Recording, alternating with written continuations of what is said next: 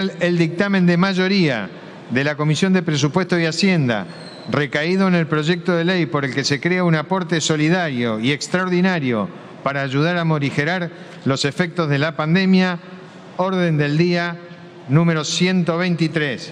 Tiene la palabra el diputado Carlos Heller, presidente de la Comisión de Presupuesto y autor del proyecto, creo. Gracias, señor presidente. Mire, en primer lugar, y en función de esta mención que usted acaba de hacer, quiero empezar agradeciéndole al presidente de nuestro bloque, del Frente de Todos, al diputado Máximo Kirchner, que me pidió que me hiciera cargo de trabajar en la elaboración de este proyecto. Y debo decir además que siento que no soy el autor porque ha sido el bloque el que ha trabajado. En realidad hemos tenido un problema porque no se puede aceptar más que la firma de 15 y en realidad lo hubieran querido firmar los 117, pero el reglamento no lo permite. Pero a lo largo de todo este tiempo que este proyecto estuvo en elaboración, diputadas y diputados de nuestro espacio y de otros espacios han colaborado, han hecho aportes, nos han ido permitiendo, a mi juicio, mejorar el contenido del proyecto que ahora estamos poniendo a consideración y que ya tiene dictamen de la Comisión de Presupuesto. Hecha esta primera aclaración, quiero empezar por el nombre de este proyecto, porque no es un nombre casual. Aporte solidario y extraordinario para ayudar a morigerar los efectos de la pandemia. Y en un subtítulo, aporte solidario, extraordinario y por única vez vinculado a los patrimonios de las personas humanas. Es decir, con un intento de sintetizar en un par de títulos los alcances y el objetivo que tiene este proyecto. Este proyecto no es un proyecto que va contra nadie y esto es una cosa que es imprescindible que la planteemos desde el primer momento. Esto no está pensado contra personas determinadas. Esto no es una confrontación entre los que más tienen y los que menos tienen. Es al contrario, y por eso le hemos incluido el sentido de solidario y por eso le hemos incluido el sentido de extraordinario, porque estamos frente a una situación de emergencia, que es lo que le da la situación de excepcionalidad, de extraordinario, y es por única vez, porque se pretende, con sustento en los principios constitucionales de solidaridad, alcanzar a aquellas personas que son titulares de grandes fortunas, personas humanas que son titulares de grandes fortunas, de manera que la solidaridad se expresa en la cantidad de personas que en el otro extremo serán las beneficiarias de este aporte solidario y que podrán, a través de él, como dice el propio título, morigerar los efectos de la pandemia que estamos sufriendo. No hace falta extenderse demasiado para explicar lo extraordinario del caso, lo infrecuente. Esperemos que pasen otra vez por lo menos 100 años para que la humanidad tenga que enfrentarse a una situación como esta. En el análisis que hemos hecho y en el proyecto que hemos presentado, no podemos dejar de tener en cuenta tampoco la situación de partida. Entre 2015 y 2019, señor presidente, los ingresos tributarios y los ingresos de la Seguridad Social de la Nación disminuyeron 3,1 puntos porcentuales del PBI. Centralmente, como consecuencia de decisiones que tomó el gobierno anterior, de reducir los gravámenes sobre sectores de elevada capacidad contributiva, concretamente la suspensión o eliminación o reducción del impuesto a los bienes personales es solamente un ejemplo de ello. El gasto primario en ese periodo retrocedió 5,4 puntos, produciendo un fuerte ajuste de partidas que son críticas y que lo hemos vivido y lo hemos visto para la salud de la economía, para el bienestar de las familias. Y simultáneamente, en el mismo periodo, los intereses de la deuda aumentaron 2 puntos porcentuales del PBI. Llegaron a representar 3,4% del PBI, mientras que en el año 2021 solo representarán 1.5 del PBI gracias a la exitosa negociación que tuvimos con los acreedores privados. Hay que decir que ya se comenzó a revertir esta situación de debilidad de los ingresos. Gracias a las modificaciones impositivas de la Ley de Solidaridad Social y Reactivación Productiva, los ingresos han crecido un 1,5 del PBI por estas medidas, incluidos los menores ingresos por moratoria, pero no alcanza. También quiero decir que hay otras noticias que nos alegran y que nos hacen tener optimismo mirando el futuro. Ayer el INDEC publicó una noticia respecto de la utilización de capacidad instalada en la industria en septiembre del 2020. ¿Sabe qué, señor presidente? En septiembre del 2020, con todavía las consecuencias de la pandemia, la utilización de la capacidad instalada en la industria se ubicó en el 60,8, nivel superior al del mismo mes de 2019, en el que se había registrado un 57,7. Es decir, la situación económica heredada desde el punto de vista de la situación de la industria era peor que la situación que hoy tiene la industria, a pesar de las consecuencias que ha tenido que atravesar como producto de la pandemia.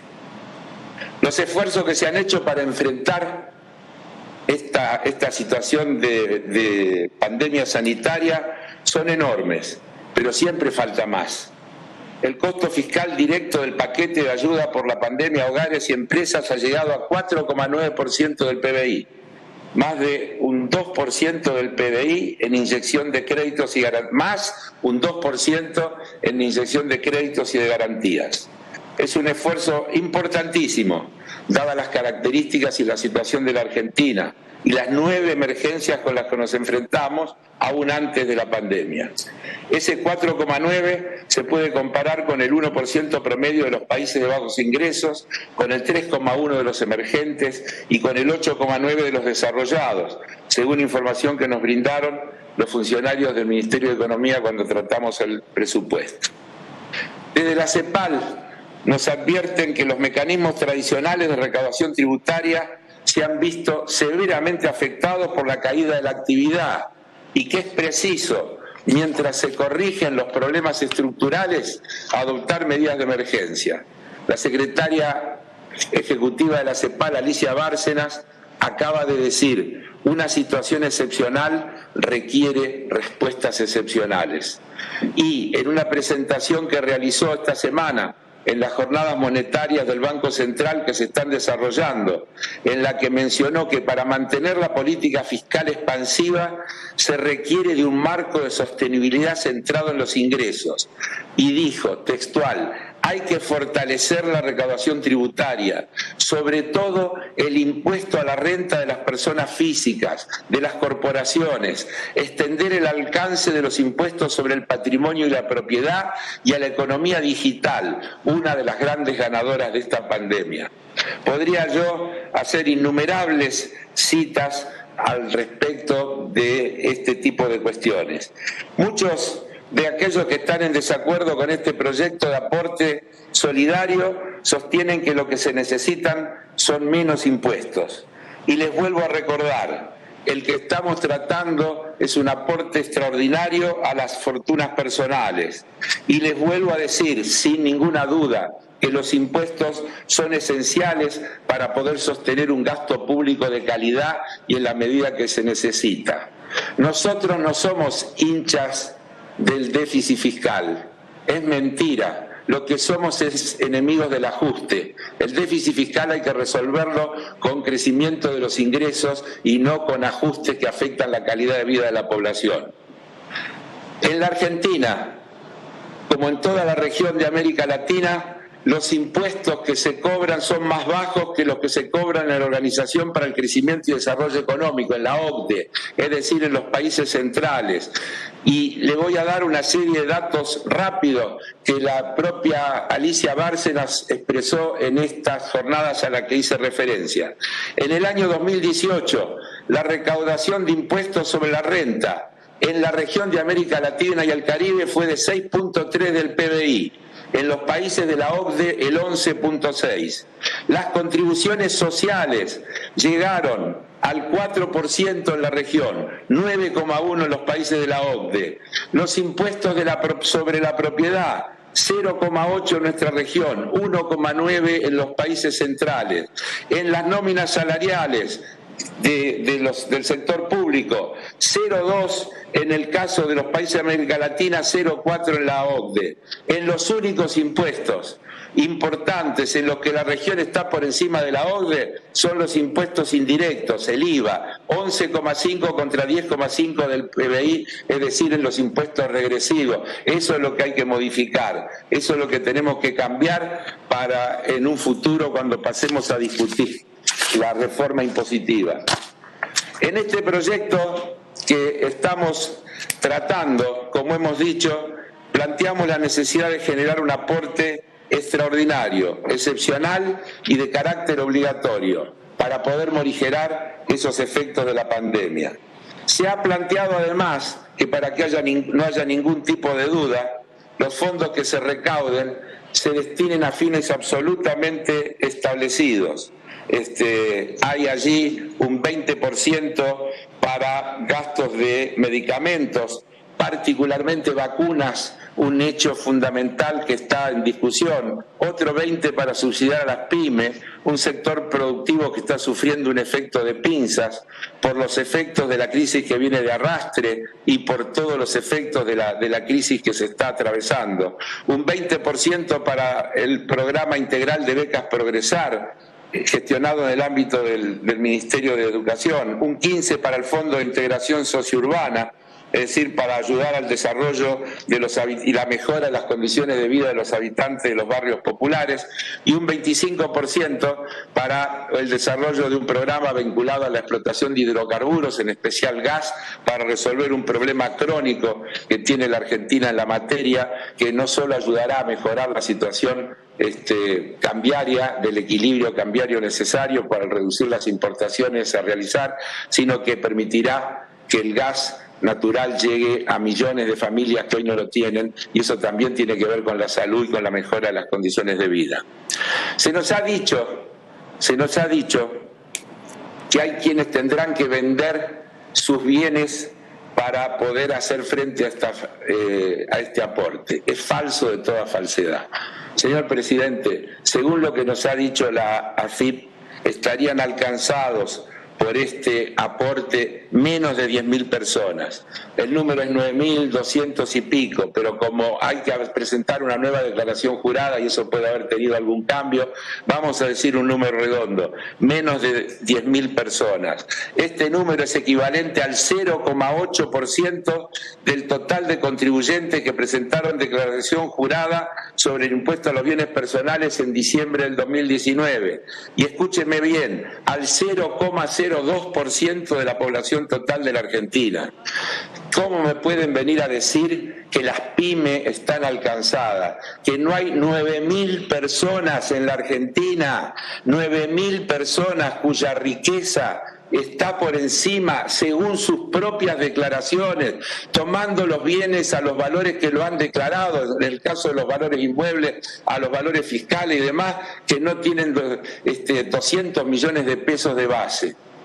Entonces, es una falacia querer decir que esto va a afectar a las pymes o que va a afectar a la producción.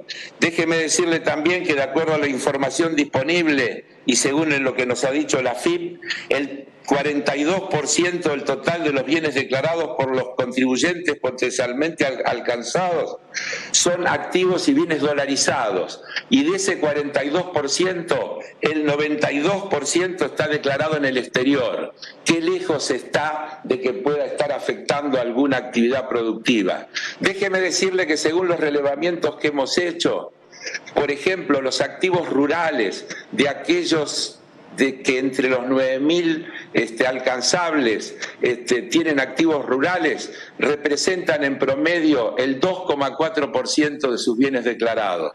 Pero mire qué casualidad, sus activos monetarios y financieros son en promedio 25 veces lo que tendrían que pagar de aporte en la medida que esta ley sea sancionada.